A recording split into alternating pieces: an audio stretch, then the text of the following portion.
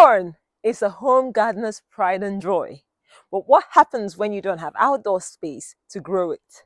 If you love corn and you really want to grow it in containers, guys, I have learned 7 things that have helped me maximize my yield, and I want to share them with you. Now, here you can see I have corns at a couple of different stages. These ones are just beginning to flower, beginning to produce pollen, and then these ones are almost ready to harvest. So let's go ahead harvesting them, and I'll share what I've learned with you. As someone that has experience growing corn in ground and also in raised beds and containers, I can categorically tell you that they really need spacing. Now, one of the major reasons they need spacing is because they are hungry feeders. So now, for instance, look at this one. I don't know what I was thinking. I think I really wanted a lot of corn, really. Who doesn't anyway? I put about 7 plants in a bucket.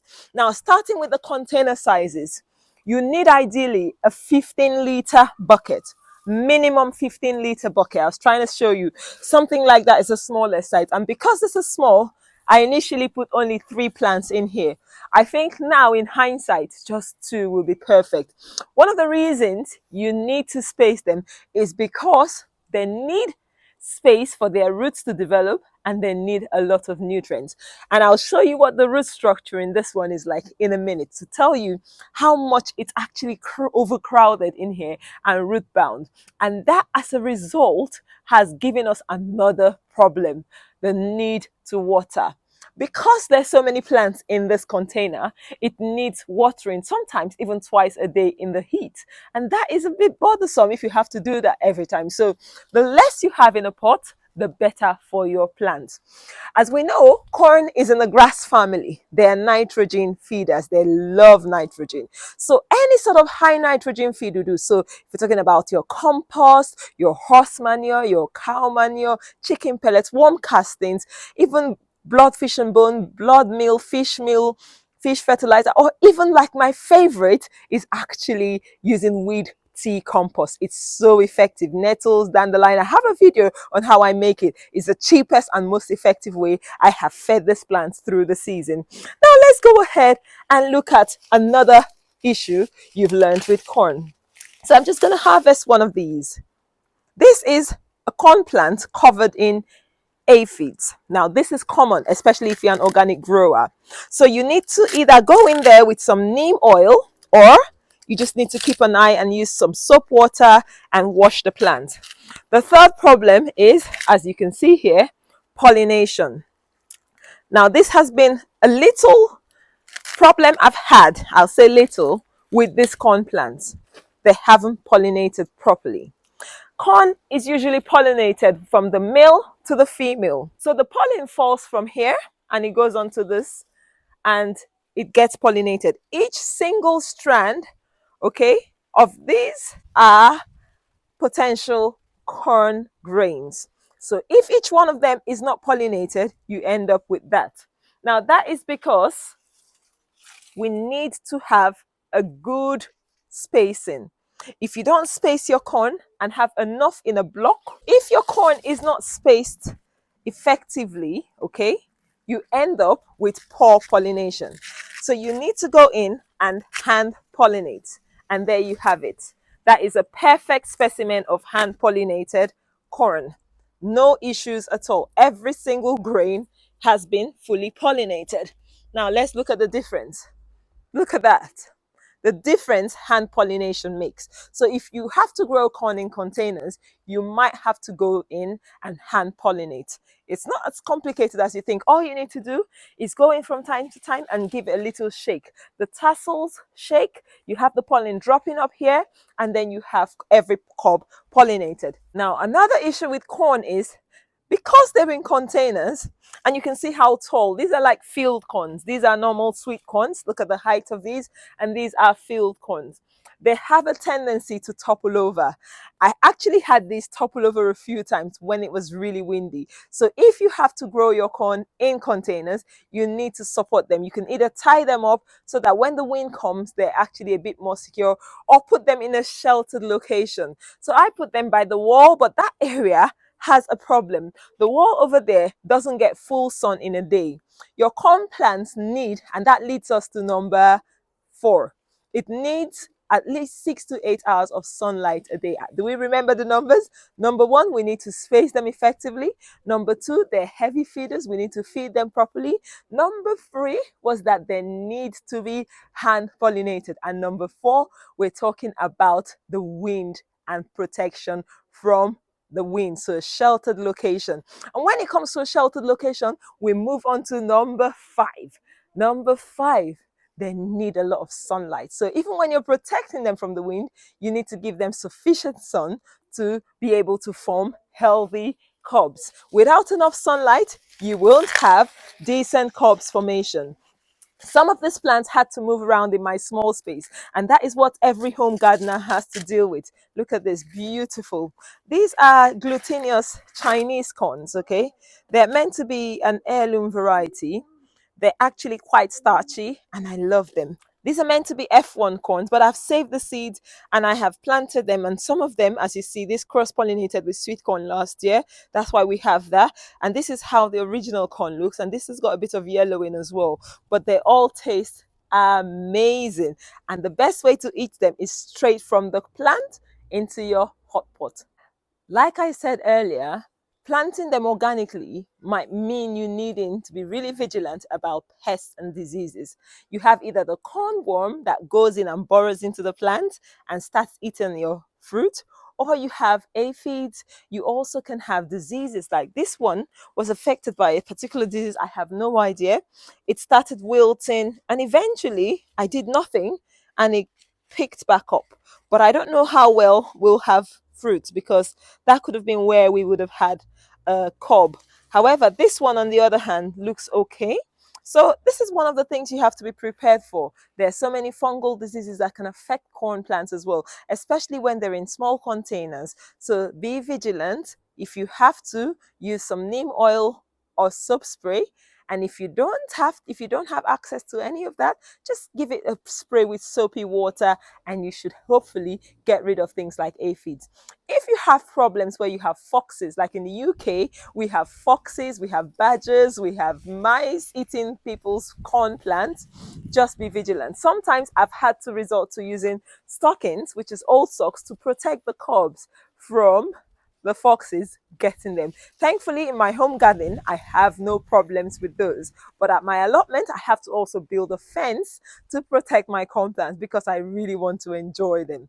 So those are the things you have to be aware of. Now, final number 7.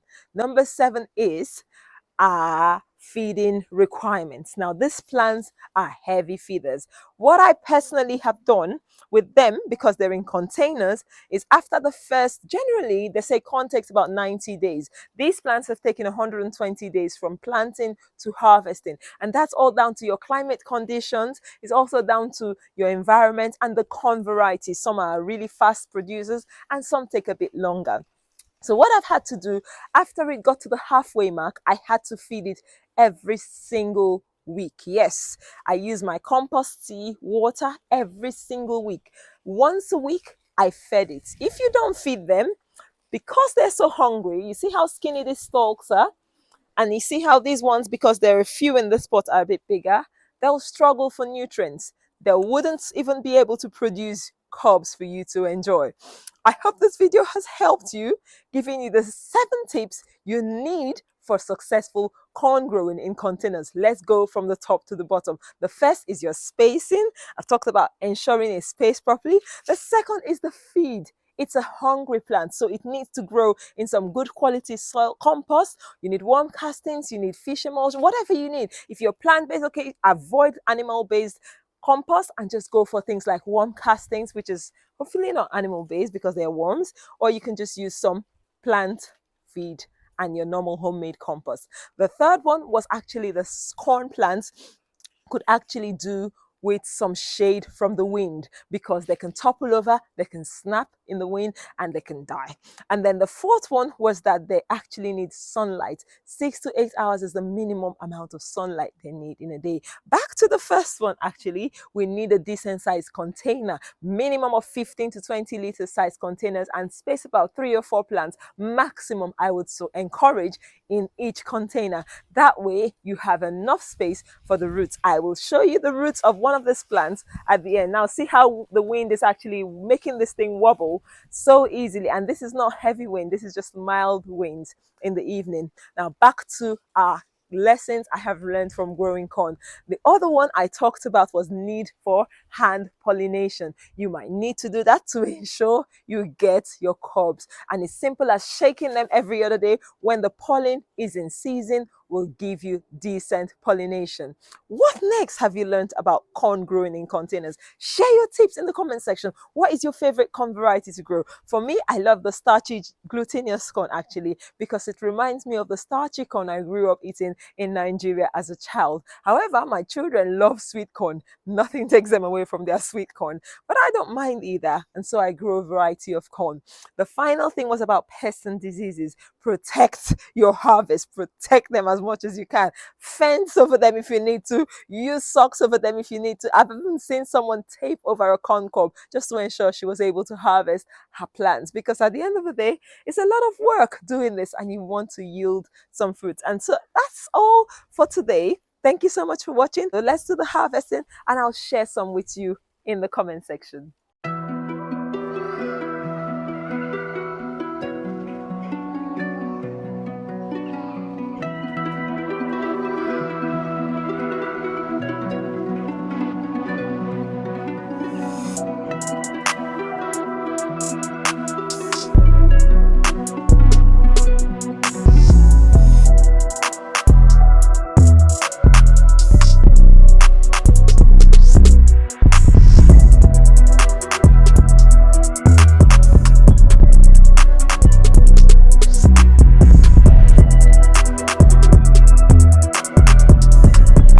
Folks, this is what I've harvested for today. Thankfully, can you show them? I have some corn growing in ground in the raised bed there, and I have quite a few at the allotment. So this is our first batch of corn. On the 1st of August, we're harvesting corn, and see how beautiful it looks, grown in containers. If you follow the 7 tips I've shared, hopefully you have a decent harvest of corn in your containers without needing a lot of outdoor space. Thank you so much for watching. Has the video added value to you? Give us a thumbs up, and also if you haven't yet, kindly subscribe, join the family, and let me know what you'd like to see from my allotment or my kitchen garden. Until next time, I'll see you in another video. Don't forget to leave a comment and also share the video. Bye. For those of you still watching, this is the bonus tip I almost forgot.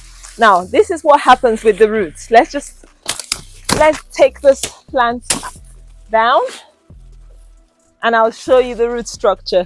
So let's see what the roots have been like in this. How many plants? 1, 2, 3, 4, 5, 6, 7. And this is a 20-liter container. And you can see they were really looking for soil. So this is why I don't recommend overcrowding them, because they're root bound. Let's show you what the cross section of that looks like. This was all compost, but they were so thirsty I had to feed them ever so often. Gosh, this is really hard, but I'm gonna recycle my compost. As you can see, this was really good soil. Look at worms. We still have worms in there. Look at that. Look at the bottom.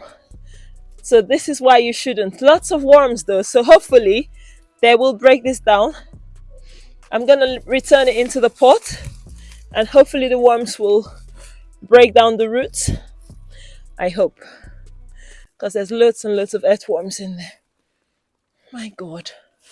Let's put it back in the bucket. Ready, set, go. Thank you